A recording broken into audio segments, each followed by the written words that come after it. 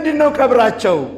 ተመልከት ሱብሃንአላህ ይያለ ተዛ ተክበሩኝ ብቻ ይቅበሩኝ ማለት አግባብ አይደለም።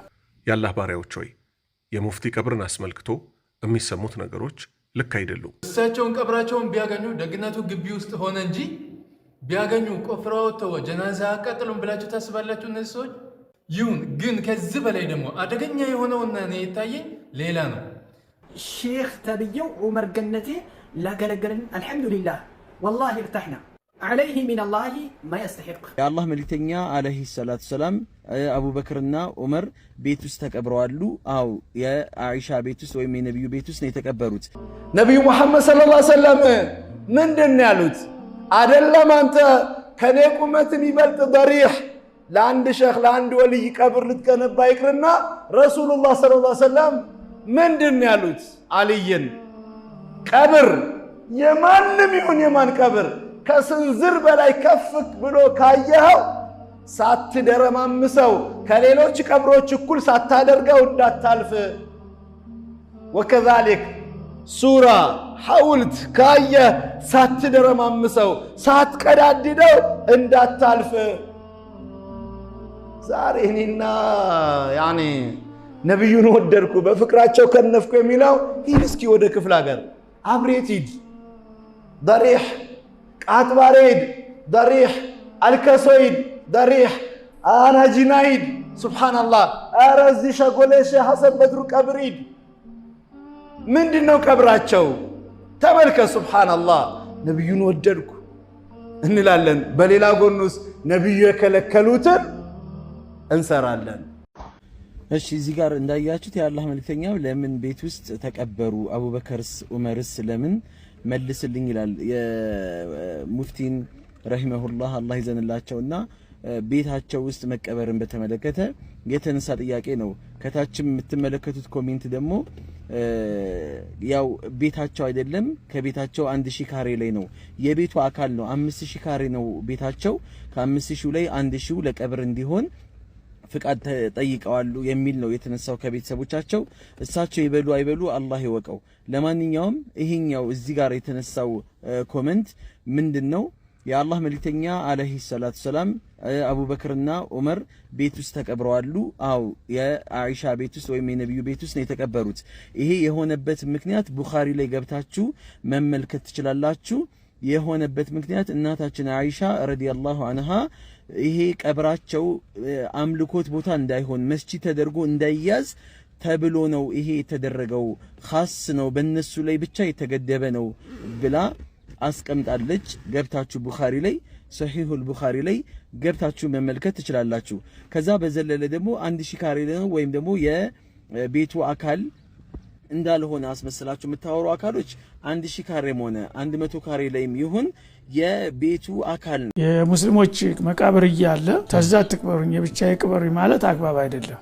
ስለዚህ ሰው ልጆች ያልቁብኛል ብሎ ሰውየው እዙ ግቢ ቅበሩኝ ሊል ይችላል። እንግዲህ ሙስሊም የሆነ ሰው ሁልጊዜ ያው በሸሪዓ ህግ ነው የሚመራው። በሸሪዓ ህግ ውጭ የሆነ ነገር መስራት የለበትም በህይወትም በሞቱም እና የሙስሊሞች መቃብር እያለ ተዛ ተክበሩኝ ብቻ ይቅበሩኝ ማለት አግባብ አይደለም።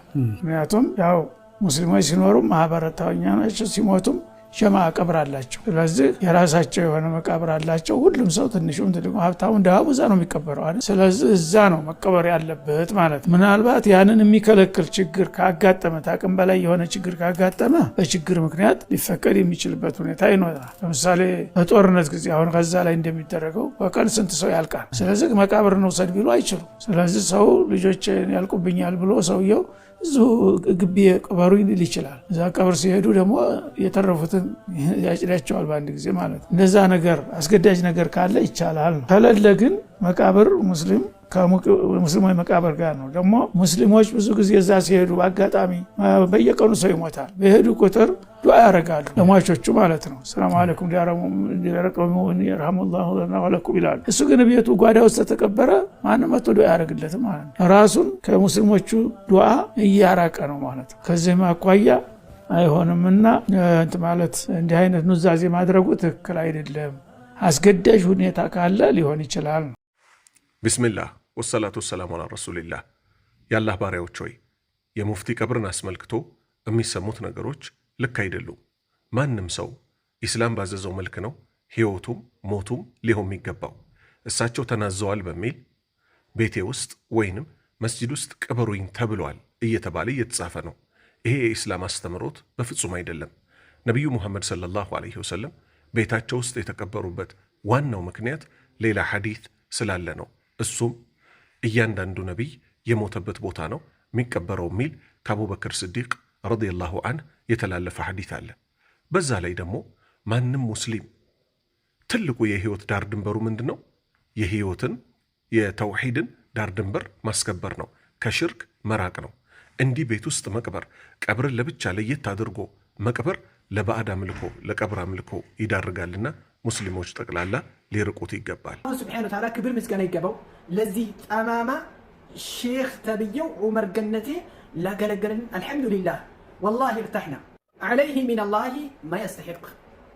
እና ዑመር ኮምቦልቻ እነዚህ ሙስሊሞች አይደሉም አስለን ማለት ነው። ለእንደዚህ አይነት ሰዎች አሁን ለካፊር ተራሁም ማድረግ አንችልም፣ ተከልክለናል። እነዚህም ሰዎች ካፊር ናቸው በጥቅሉ ማን ሩአሳ ነው ይሄ ሙቀሊዱን። አልሐምዱሊላሂ አለዚ አራሐ አልሙስሊሚነ ሚን ፊትነቲ ዑመር ገነቴ። ዛሬ አንድ የሽርክና የኹራፋት ራስ የሆነ ወይንም ደግሞ ዋና አርፏል። አልሐምዱሊላሂ ረቢል ዓለሚን አርፈዋል። እንዴት አባቱ ደስ የሚል ቀን ነው። በእናታችሁ ቀኔን አሳመረው አይደል እንዴ? አንድ ደጋ የሐቂቃ እነዚህ ሰዎች የአባታችንን ቀብራቸውን ቢያገኙት ቆፍረው አውጥተው እንደው ጀናዛቸውን አያቃጥሉም ብላችሁ ታስባላችሁ? ሐቂቀተን እኛ የቲሞች ሆን እንጂ አባታችን የቡችሎችን ጩኸት እየሰሙ ከመናደድ ተገላገሉ፣ አረፉ ነው የምንለው። ሐቂቃ ማለት ነው። እኛ ግን የቲሞች ሆነን ቀረን። አላህ ይሁነን። እስኪ ጉር ተመልከቱ። የሰው ልጅ ሊጠላ ይችላል። እሺ ጥላቻውን በውስጡ ይዞ ዝም ቢል ምን ችግር አለው? እንደው አይሻልም? ይህን ያክል ጥላቻቸውን ግልጽ አድርገው የሚያወጡት እሳቸውን ቀብራቸውን ቢያገኙ ደግነቱ ግቢ ውስጥ ሆነ እንጂ ቢያገኙ ቆፍረው አውጥተው ጀናዛ አቃጥሉም ብላችሁ ታስባላችሁ? እነዚህ ሰዎች ይሁን። ግን ከዚህ በላይ ደግሞ አደገኛ የሆነውና እኔ የታየኝ ሌላ ነው። ምን መሰላችሁ? እዚህ ጋር የምትይዙልኝ የእነዚህ ሰዎች ጥላትነታቸው የታወቀ ነው። መጀመሪያውንም በደንብ አድርገው ይናገራሉ። ብዙ ሲሉም ነበሩ፣ በግድያም አሳይተውናል። ነገር ግን አደገኛ የሆኑት የቶቹ ናቸው ብትሉ አሁን ኢኽዋኖቹ ማለት ነው። እኛ ሱፍይነን እኛ አሻዒራነን እያሉ ሲፈልጉ ምን እያሉ ያሉት? አንድ ነን፣ ወንድማማቾች ነን፣ እንደዚህ ነን እያሉ ያሉት ከመሳጅዶች የአህሉሱና ወልጀማዓዎችን ኢማሞችን እያስባረሩ ሲባረር ሲገደል ምንም ነገር አይናገሩም። ለምን ይሄ ሆነ ብለው ሲናገሩ አትሰማቸውም። ነገር ግን ሱፍያው በሚነሳበት ሰዓት ይመጡና ወንድማማቾች ነን እኮ አንድነትን የፈለጉ ይመስላሉ ማለት ነው። በየሶሻል ሚዲያው የምናያቸው የሆኑ ሰዎች እነሱን እንጠንቀቃቸው። ወሃቢያ ሆኖ አህሉሱና ነኝ እያለ ወሃቢያ ሆኖ እንደዚህ እየተናገሩ ያሉ ሰዎች እነዚህ ናቸው አደጋ እየፈጠሩ ያሉት። እስኪ ቢላሂ አለይኩም እንደዚህ አድርጎ አንተ ካፊር ነው እንትና ካፊሮች ናቸው ተራሑም ማድረግ አይቻልም እያሉ ያሉ ሰዎችን ወንድምህ ናቸው አንድ ነን ሲልህ መርሐባ ብለህ ነው የምትቀበለው? እስከሚያርድህ እስከሚገልህ ነው የምትጠብቀው? አሕባቢ ትኩረት እናድርግ። እነዛኞቹ ጥላትነታቸውን ግልጽ ያደረጉ ናቸው፣ ችግር የለውም። የእነዚህኞቹ ግን የከፋ ነውና ሁላችንም ልንነቃባቸው ይገባል። አህሉሱና ወልጀማዓና ዋሃቢዮች መቼም አንድ ሆነው